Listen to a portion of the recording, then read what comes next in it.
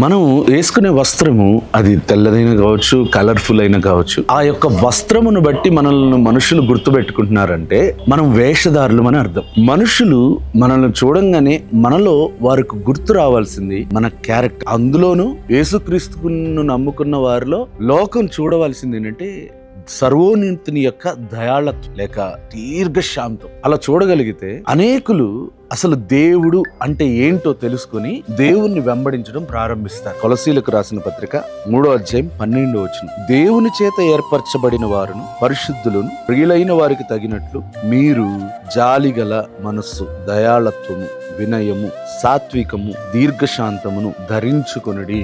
దీర్ఘశాంతమును మనము ధరించుకోవాలి. ఎవరైనా వస్త్రం ధరించినప్పుడు అది మనకి కనబడుతుంది. అలాగే ఎవరైనా మనల్ని ఒకవేళ గుర్తుంచుకోవాలంటే మన యొక్క మంచితనమును బట్టి, జాలిగల మనస్సును బట్టి, సాత్వికమును బట్టి, దయాళత్వమును బట్టి, దీర్ఘశాంతమును బట్టి గుర్తుంచుకునే విధంగా మన క్యారెక్టర్ని బిల్డ్ చేసుకోవాలి.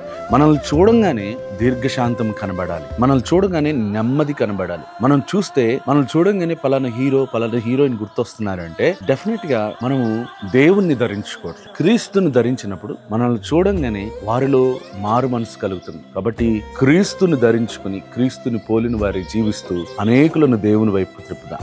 God bless you.